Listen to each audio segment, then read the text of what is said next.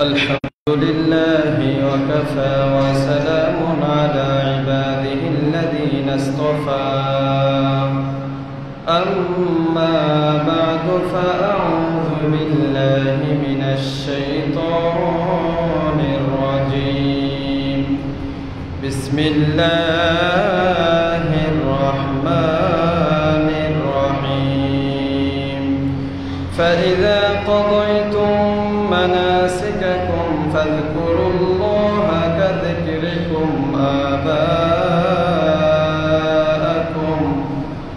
كذكركم آباءكم أو أشد ذكرا فمن الناس من يقول ربنا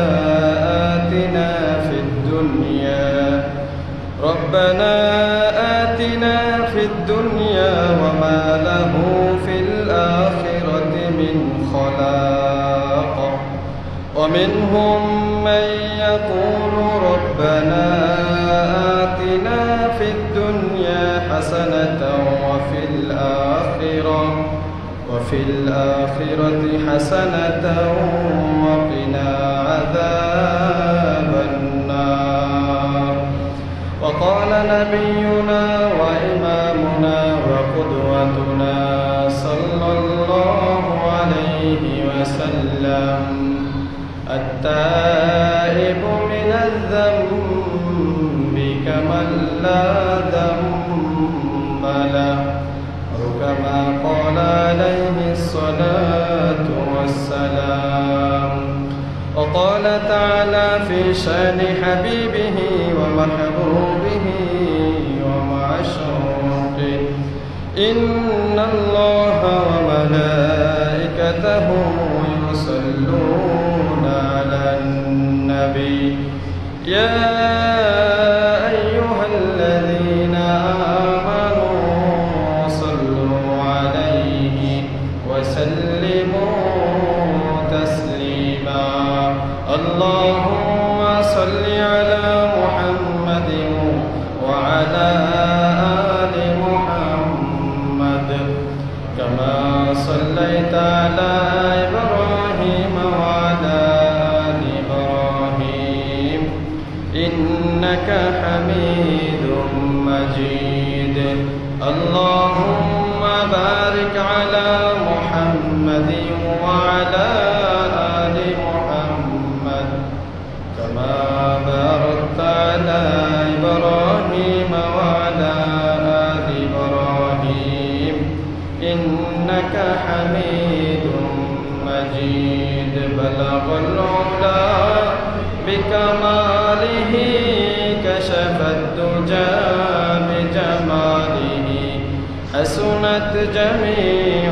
خصاله صلوا عليه وآله سبحانك لا علم لنا إلا ما علمتنا إنك أنت العليم الحكيم اللهم إني أعوذ بك من شر سمعي ومن شر بصري ومن شر لساني ومن شر قلبي ومن شر مني محترم حاضرين শ্রদ্ধেয় মুরব্বিয়ানে কিরাম মুসল্লিয়ানে ইজম দিন প্রিয় ইসলাম প্রিয় কোরআন প্রিয় নবী প্রিয় ভাইয়েরা মহান রব্বুল আলামিনের দরবারে লক্ষ কোটি শুকরিয়া যিনি অত্যন্ত আদর করে মায়া করে বাছাই করে যাচাই করে দুনিয়ার সমস্ত ঝামেলা থেকে মুক্ত করে আজকে সপ্তাহের সর্বশ্রেষ্ঠ দিন জুমার দিন আমাদেরকে আগে আগে মসজিদে আসার তৌফিক দান করেছেন সেজন্য শুকরিয়া তান সকলেই পড়ি আলহামদুলিল্লাহ লক্ষ কোটি দুরূদ ও সালাম বিশ্ব মানবতার মুক্তির দূত আকায়ে নামদার তাজদারে মদিনা সরকারে দু আলম সরওয়ারে কায়নাত রহমাতুল লিল আলামিন কুদওয়াতুল লিল মুমিনিন ইমামুল মুরসালিন খাতামুন নবিয়্যিন হযরত মুহাম্মদ মুস্তাফা সাল্লাল্লাহু আলাইহি ওয়াসাল্লামের প্রতি মোহতারাম হাজিরিন আজকে আমরা যে জুমাটিতে উপনীত হয়েছি এটি হলো পবিত্র ঈদুল আজহার পরবর্তী জুমআ আমরা জিলহজ মাসের ফজিলত, গুরুত্ব, আমল সম্পর্কে আলোচনা শুনেছি এবং এই মাসের যে সর্বশ্রেষ্ঠ আমল কুরবানি সম্পর্কে আমরা বিস্তারিত আলোচনা শুনেছি এবং আলহামদুলিল্লাহ ইতিমধ্যে আমরা কুরবানি সম্পন্ন করে ফেলেছি। তো এভাবে প্রতি বছর আমাদের সামনে কুরবানি আসে যায়, কিন্তু কুরবানি থেকে যেই বিষয়গুলো শিক্ষা নেওয়ার দরকার ছিল সেগুলো আমরা শিক্ষা নিচ্ছি না। শিক্ষণীয় কিছু বিষয় আছে, কুরবানি থেকে শিখার মতো কিছু বিষয় আছে যেগুলো সারা বছরের জন্য কাজে লাগবে। এই বিষয়গুলো ধারণ করে যদি করতে পারি তাহলে সারা বছর আমাদের ভালো যাবে এবং আলহামদুলিল্লাহ এভাবে যদি আমরা যেভাবে কুরবানি করেছি এইখান থেকে শিক্ষার বিষয়গুলো যদি আমরা গ্রহণ করতে পারি, আশা করা যায় ইনশাআল্লাহ আল্লাহ তাআলার দরবারেও প্রিয় পাত্র হয়ে যাব, প্রিয় বান্দা হয়ে যাব ইনশাআল্লাহ। এজন্য আজকের জমাতে আমরা আলোচনা করব কুরবানি থেকে আমাদের শিখার কি আছে, শিক্ষণীয় বিষয়গুলো কি। যদি সময় থাকে ইনশাআল্লাহ আমরা প্রায় 10টি বিষয় নিয়ে আলোচনা করব কুরবানি থেকে শেখার মতো।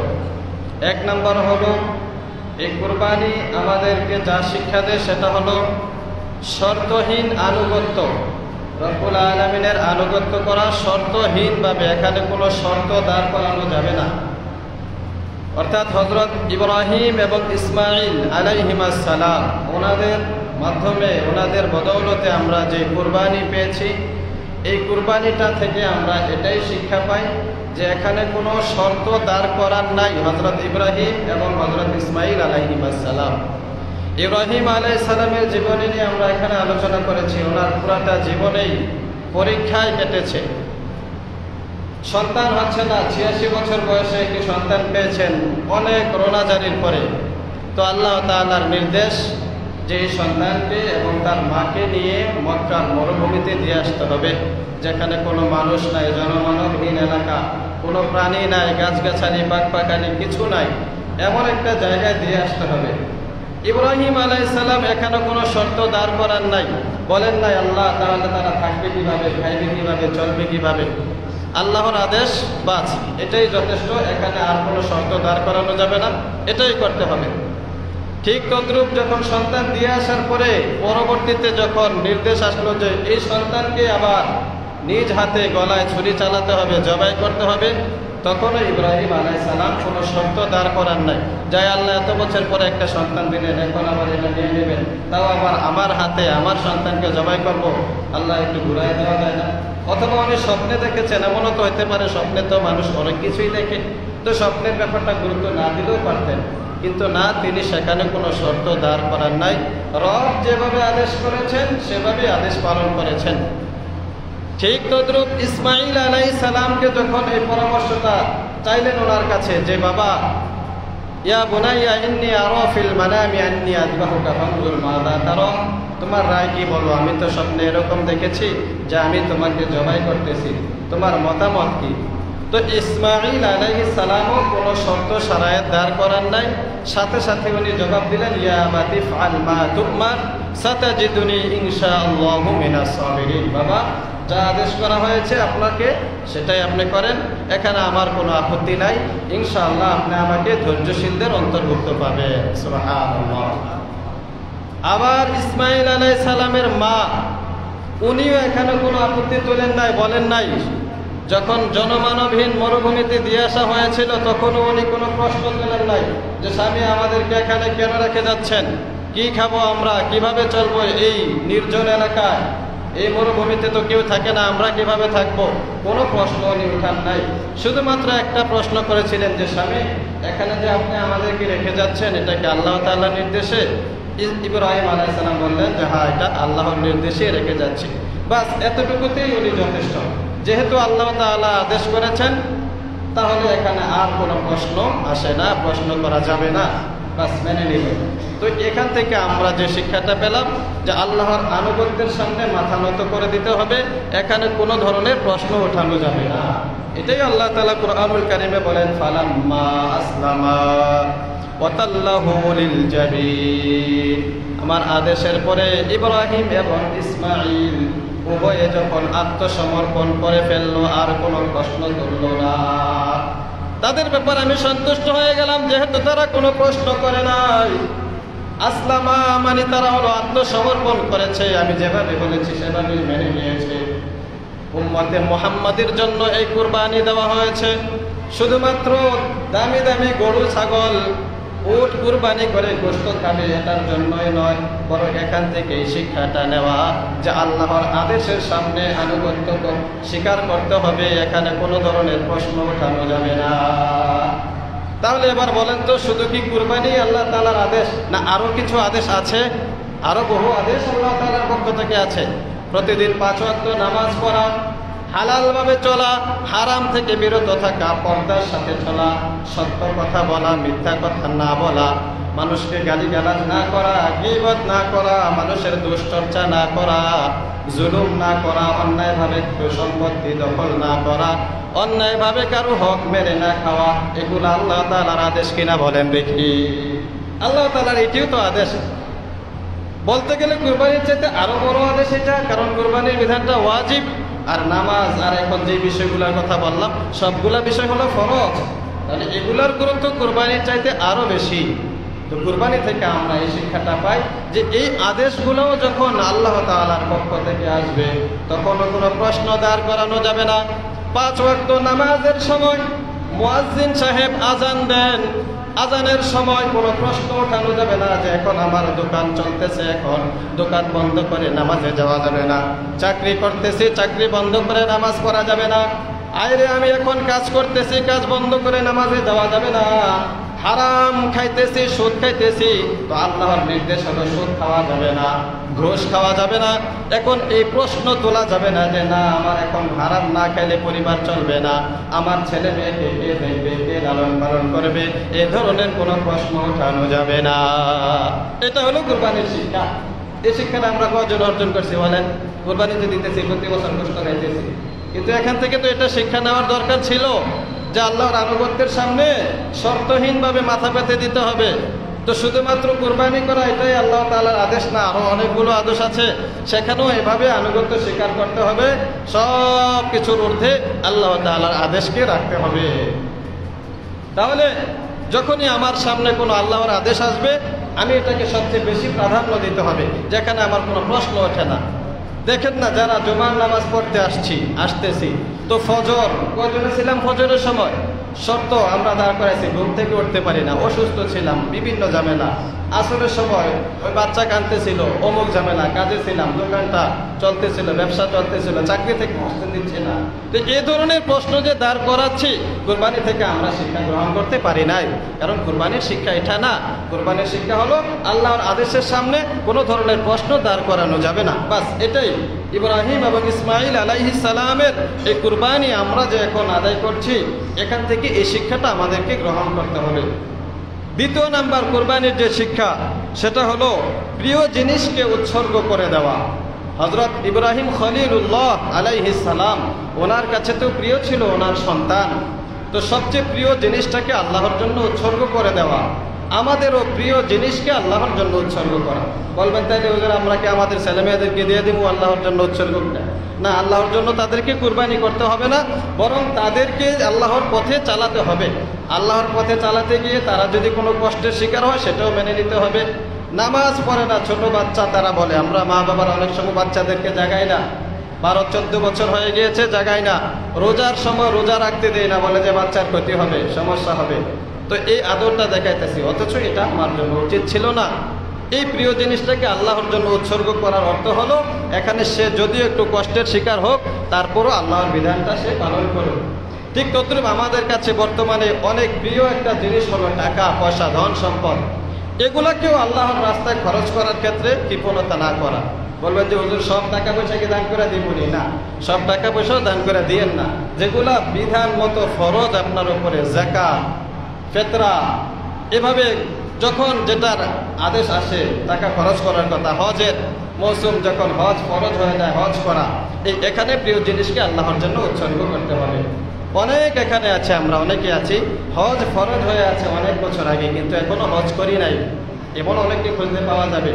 হজে যাওয়া আসার খরচ এবং সেখানে থাকার খরচ, আসা যাওয়ার যে সময়টা, সেখানে থাকার যত সময়, এতটুকু সময় ঘরে যারা আছে ফ্যামিলিতে ওনাদের খরচ দিয়ে এরপরে যে টাকা পয়সা যদি থাকা যায় অতিরিক্ত, তাহলে ওনার উপর হজ ফরজ হয়ে যায়, যে এই খরচগুলো উনি চালাইতে পারবেন, উনি এখন হজ করা ওনার উপরে ফরজ। তাহলে এরকম অনেক লোক আমাদের সমাজে পাওয়া যাবে, হজ করতেছি না, কারণ ওই যে টাকা পয়সা আমার কাছে প্রিয় হয়ে গিয়েছে। যাকাতও ঠিকমতো আদায় করছি না, কারণ টাকা পয়সা আমার কাছে প্রিয় হয়ে গিয়েছে। অনেক ক্ষেত্রে দেখা যায় দান সৎকার প্রয়োজন, কিন্তু আমরা করছি না, আমাদের কাছে প্রিয় জিনিস এগুলো আমরা উৎসর্গ করছি না। তাহলে কুরবানি থেকে এটাও একটা শিক্ষা যে প্রিয় বস্তুকে আল্লাহর রাস্তায় উৎসর্গ করা। কুরবানির বিষয়টা কবুল হওয়ার ক্ষেত্রে যেই কুরআনুল কারীমে রব্বুল আলামিন কুরবানির ইতিহাস তুলে ধরেছেন, সেখানে সর্বপ্রথম পৃথিবীতে যে কুরবানিটা সংগঠিত হয়েছিল হযরত আদম আলাইহিস সালামের দুই সন্তান হাবিল এবং কাবিলের কুরবানি, সেখানেও আল্লাহ তাআলা এই কথাটাই বলেছেন। তাফসীরের কিতাবের মধ্যে আছে, হাবিল আর কাবিলকে যখন কুরবানি করতে বলা হয়েছিল, তো হাবিল উনি কুরবানি করেছিলেন, ওনার একটা পশু উনি জবাই করে সেটাকে পাহাড়ের উপরে রেখে এসেছিলেন। আল্লাহ তাআলা ওনার কুরবানিটা কবুল করেছেন, আগুন এসে সেই পশুটাকে জ্বালিয়ে দিয়েছিল। এর বিপরীতে ওনার ভাই কাবেল, যে ছিল কাতিল মানে হত্যাকারী, অর্থাৎ জাহান্নামে, যার মাধ্যমে পৃথিবীতে হত্যার সূচনা শুরু হয়েছে, অন্যায় অপরাধ জুলুমের সূচনা শুরু হয়েছে, হিংসা শুরু হয়েছে, সেই কাবেল সেও কুরবানি করেছে, কিন্তু আল্লাহ তাআলা তার কুরবানি কবুল করেন নাই। কারণ কি? সে কৃষি কাজ করত, কৃষির কিছু বস্তু, তখন কুরবানি কি দিয়ে করতে হবে এটা নির্ধারণ ছিল না, যে কোনো প্রিয় বস্তু দিয়ে কুরবানি করা। তো তার কাছে কৃষি পণ্য কিছু ছিল, এগুলার মধ্যে সর্বনিকৃষ্ট যেগুলো ছিল, মনে করেন আমরা এগুলা ব্যবহার করি না, চালের মধ্যে একেবারে সর্বনিকৃষ্ট চালটা উদাহরণস্বরূপ, সেখানে অন্য কোনো বিষয় থাকতে পারে, কিন্তু কৃষি পণ্য ছিল। তিনি কি করলেন? সর্বনিকৃষ্ট জিনিসটাকে কুরবানির জন্য পেশ করেছিলেন। আল্লাহ তাআলা তার কুরবানি কবুল করেন নাই, কারণ তার প্রিয় জিনিসটা সে সেখানে উৎসর্গ করে নাই। কুরআনুল কারীমে রব্বুল আলামিন বলেন, ওয়াতলু আলাইহিম নাবা বনাই আদম বিল হক ইয ক্বাররাবা কুরবানা ফাতুকব্বিলা মিন আহাদিহিমা ওয়া লাম ইউতাকাব্বাল মিনাল আখার। নবী আপনি আপনার উম্মতদেরকে জানায় দেন আদম নবীর দুই সন্তানের কুরবানির কথা। যখন তারা কুরবানি পেশ করেছিল, একজনের কুরবানিকে আমি কবুল করেছি, আর একজনের কুরবানি আমি কবুল করি নাই। তাহলে উৎকৃষ্ট জিনিসটাকে আল্লাহর রাস্তায় ব্যয় করা, এটা আমরা কুরবানি থেকে শিক্ষা পাই। দ্বিতীয় নম্বরে কুরবানির যেই শিক্ষাটা আমরা 3 নম্বরে পাই, সেটা হলো তাকওয়া ভিত্তিক জীবন যাপন করা। তাকওয়া মানে হলো আল্লাহ তাআলার ভয়, আল্লাহ তাআলা যা আদেশ করেছেন সেগুলো পালন করা, যেগুলো নিষেধ করেছেন সেগুলো থেকে বিরত থাকা, এটার নাম হলো তাকওয়া। কুরবানির মাধ্যমে আমরা কিভাবে তাকওয়ার শিক্ষাটা পাই? হাবিল আর কাবিলের যে ঘটনাটা বললাম, এখানে আল্লাহ তাআলা বলেছেন, ইন্নামা ইয়াতাকাব্বালুল্লাহু মিনাল মুত্তাকিন। আল্লাহ তাআলা কেবল মুত্তাকিনদের কুরবানিকে কবুল করে থাকেন। সুবহানাল্লাহ। যারা তাকওয়া অবলম্বন করে, মুত্তাকি, তাদের কুরবানি আল্লাহ তাআলা কবুল করেন। মুত্তাকি না হলে, তাকওয়া না থাকলে এই কুরবানি আল্লাহ কবুল করেন না। এজন্যই তো সূরা হজের 37 নম্বর আয়াতে রব্বুল আলামিন বলেন, লা ইয়ানালাল্লাহু লুহুমুহা ওয়ালা দিমাউহা ওয়ালাকিন ইয়ানালুহুত তাকওয়া মিনকুম। তোমাদের কুরবানির গোশত আমার কাছে পৌঁছে না, রক্ত পৌঁছে না, কিন্তু তোমাদের অন্তরে যে তাকওয়া ছিল, আল্লাহ তাআলার ভয় ছিল, এই তাকওয়াটাই আমার কাছে পৌঁছে। সুবহানাল্লাহ। তাহলে আমরা শিক্ষা পেলাম কুরবানির মাধ্যমে তাকওয়া ভিত্তিক জীবন যাপন করা। শুধুমাত্র কুরবানির ক্ষেত্রে তাকওয়া অবলম্বন করা এটাই নয়, বরং প্রতিটা মুহূর্তে তাকওয়া অবলম্বন করা, রবের ভয় অন্তরে রাখা, রবের ভালোবাসা অন্তরে রাখা, আদেশ মেনে চলা, নিষেধ থেকে বিরত থাকা, এটার নাম হলো তাকওয়া। এই তাকওয়া অবলম্বন করা এটাও প্রতিটা মানুষের জন্য জরুরি, আবশ্যক। প্রতিটা মুহূর্তে তাকওয়া অবলম্বন করতে হয়। তাকওয়া না থাকলে একটা মানুষ পশুর চাইতে আরো নিকৃষ্ট হয়ে যায়। তাকওয়া আল্লাহর ভয় না থাকলে একটা মানুষ পশুর চেয়ে আরো নিকৃষ্ট হয়ে যায়। গুনাহের কাজ করতে সে দ্বিধাবোধ করে না, জুলুম করতে দ্বিধাবোধ করে না, এমনকি মসজিদের ভিতরে পর্যন্ত হারাম কাজ করতেও দ্বিধাবোধ করে না। এটা হলো তাকওয়া না থাকার কারণ। এ তাকওয়া, এটা যার ভিতরে থাকবে সে সফল। তাকওয়া থাকলে রব্বুল আলামিন তার জন্য বিভিন্ন পথ কঠিন যত রকমের রাস্তা হতে পারে সবগুলো আসান করে দেন, সহজ করে দেন। সুবহানাল্লাহ। রব্বুল আলামিন বলেন ওয়া মাইয়াত্তাকিল্লাহ ইয়াজআল লাহু মাখরাজা, যে আল্লাহকে ভয় করবে, তাকওয়া অবলম্বন করবে, তো আল্লাহ তাআলা তার জন্য রাস্তা খুলে দিবেন। সুবহানাল্লাহ। বিপদে পড়ে আছে, অভাবে পড়ে আছে, বিভিন্ন ঝামেলার মধ্যে আছে, রব্বুল আলামিন বলেন এই অবস্থায় যদি বান্দা আমাকে ভয় করতে পারে, ইয়াজআল লাহু মাখরাজা, আমি আল্লাহ তার জন্য রাস্তা খুলে দেব, তার বিপদ থেকে তাকে আমি উদ্ধার করে দেব। সুবহানাল্লাহ। তাহলে তাকওয়া ভিত্তিক জীবন যাপন করা, এটা আমরা এই কুরবানি থেকে শিক্ষা পেলাম যে সারাটা জীবন তাকওয়া অবলম্বন করতে হবে, রবের ভয় অন্তরে রাখতে হবে, রবের ভয়ে গুনাহ থেকে বিরত থাকতে হবে, রবের ভয়ে ইবাদত বন্দেগী করতে হবে। 4 নম্বরে কুরবানির যে শিক্ষা আমরা পাই সেটা হলো সবর, ধৈর্য। কুরবানির ইতিহাসের মধ্যে আমরা আলোচনা করেছিলাম হযরত ইসমাঈল আলাইহিস সালামকে যখন তার বাবা বলেছিলেন যে বাবা তোমাকে আমি আল্লাহর জন্য জবাই করতে চাই, স্বপ্নে দেখেছি, তখন ইসমাঈল আলাইহিস সালাম কি জবাবটা দিয়েছিলেন? সূরা সফফাতের মধ্যে আল্লাহ তাআলা সেটা বলেছেন 100 নম্বর আয়াতে, সাতাজিদুনি ইনশাআল্লাহু মিনাস সাবিরিন। ইসমাঈল নবী তখন বলেছিলেন বাবা কোনো সমস্যা নাই, ইনশাআল্লাহ আপনি আমাকে সবরকারী হিসাবে পাবেন, ধৈর্যশীল হিসাবে পাবেন। তাহলে ধৈর্যের শিক্ষা এখান থেকে আমরা পেলাম, কুরবানি থেকে আমরা শিক্ষা পেলাম যে সব সময় ধৈর্য ধারণ করতে হবে, যত ধরনের বিপদ আপদ আসুক না কেন সব সময় ধৈর্য ধারণ করতে হবে। এজন্যই তো রব্বুল আলামিন সূরা বাকারার মধ্যে বলেন ওয়ালানাবলুওয়ান্নাকুম বিশাইইম মিনাল খাউফি ওয়াল জু'i ওয়া নাকসিম মিনাল আমওয়ালি ওয়াল আনফুসি ওয়াস সামারাত ওয়া বাশশিরিস সাবিরিন আল্লাযীনা ইযা আসাবাতহুম মুসিবা قالوا إنا لله وإنا إليه راجعون أولئك عليهم صلوات من ربهم ورحمة وأولئك هم المهتدون। রব্বুল আলামিন বলেন অবশ্যই আমি তোমাদেরকে পরীক্ষা করব, অনেক সময় অনেক কিছু দিয়ে পরীক্ষা করব। বিশেষ করে এই আয়াতের মধ্যে 5টি জিনিসের কথা বলা হয়েছে। 1 নাম্বার হলো ভয় ভীতি দিয়ে তোমাদেরকে পরীক্ষা করব। কখনো কখনো অনেক ভয়ের সম্মুখীন হইবা, অনেক ক্ষেত্রে অনেক ভয় হবে, বিভিন্ন জিনিসের ভয় হতে পারে, বিভিন্ন জিনিসের ভয় তোমাকে গ্রাস করে ফেলবে, এটাও আমার পক্ষ থেকে একটা পরীক্ষা। ওয়াল জু'i, 2 নাম্বার হলো খিদা দিয়ে, ক্ষুধার্ত বানিয়ে তোমাকে পরীক্ষা করব। অভাব অনটন থাকবে, খাওয়ার মতো কিছু নাই, বুঝতে হবে রবের পক্ষ থেকে এটা একটা বড় পরীক্ষা। 3 নাম্বার হলো ওয়ানাকসিম মিনাল আমওয়ালি ওয়াল আনফুসি, জান মাল দিয়ে পরীক্ষা করা হবে, তোমার জান ছিনিয়ে নেওয়া হবে, আত্মীয় স্বজন মারা যাবে, সন্তানাদি মারা যাবে, মা বাবা মারা যাবে, ভাই মারা যাবে, কখনো তুমি জানের সম্মুখীন তোমার জান খতরার আশঙ্কা করবে তুমি, আবার কখনো তোমার মাল সম্পদ শেষ হয়ে যাবে, এভাবে তোমাকে পরীক্ষা করা হবে। অনেক সম্পদ ছিল, দেখা গেল সম্পদগুলো শেষ হয়ে গেছে, কারখানা ছিল, মিল ফ্যাক্টরি ছিল, সেগুলো নষ্ট হয়ে গিয়েছে, টাকা দিয়েছেন জমা রেখেছেন, দেখা যাবে টাকাগুলো শেষ, আর পাইতেছেন না। বিদেশে যাওয়ার জন্য অনেক টাকা জমা দিয়েছে, কিছুদিন পরে দেখা গেল টাকাগুলো শেষ, হয় না এরকম? টাকা জমা দিয়েছে বিদেশে যাওয়ার জন্য, ওই জালেম এই টাকাগুলো মাইরা দিছে, আহারে উনি তো জায়গা জমিন বিক্রি করে টাকা দিয়েছে, কিন্তু জালেমের বুকটা একটুও কাঁপে নাই, সে এই টাকাগুলো মেরে দিয়েছে। অনেক সময় দেখা যায় ভাই ভাইয়ের সম্পত্তি আত্মসাৎ করে ফেলছে, 9-6 বুঝ দিয়ে দেখা যায় ভাই ভাইয়ের সম্পত্তি নিয়ে যাচ্ছে, চাচা ভাতিজার সম্পত্তি নিয়ে যাচ্ছে, প্রতিবেশীর সম্পত্তি নিয়ে যাচ্ছে। রব্বুল আলামিন বলেন তোমার সম্পত্তি এভাবে চলে যাবে, এভাবে তোমাকে অনেক সময় বিপদে আমি ফেলবো। তারপরে ওয়াসামারাত, ফলমূল ফসল মশল এগুলি থেকেও তোমাকে বিপদে ফেলা হবে। অনেক কষ্ট করে দেখা যাবে বাগান কিনেছেন, এই খেজুরের বাগান, আমের বাগান, লিচুর বাগান, অনেক সময় অনেক চাষ করেছিলেন, দেখা গেল এগুলা নষ্ট হয়ে গিয়েছে। রব্বুল আলামিন বলেন এভাবেও আমি তোমাকে পরীক্ষা করব।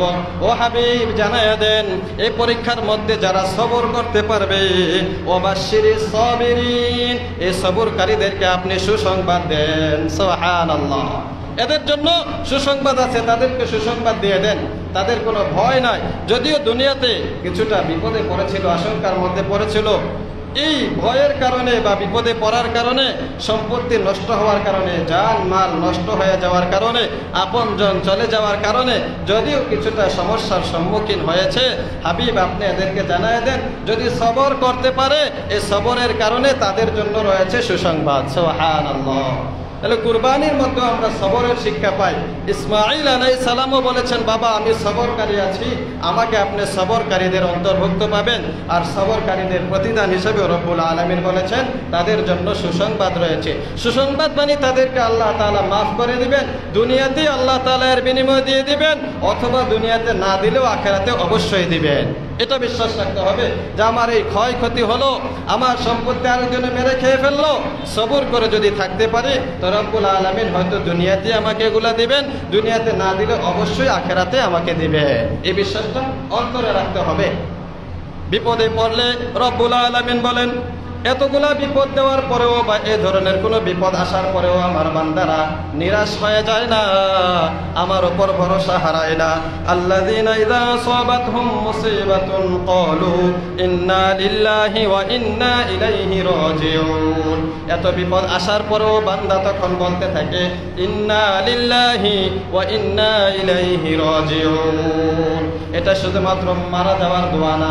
আমরা মনে করি মানুষ মারা গেলে এই দোয়াটা পড়া, আসলে শুধু মানুষ মারা গেলেই এই দোয়াটা পড়া না, বরং যে কোনো বিপদে যখনই পড়বেন তখনই রবকে স্মরণ করে চক্ষুগুলা বন্ধ করে বলবেন ইন্না লিল্লাহি ওয়া ইন্না ইলাইহি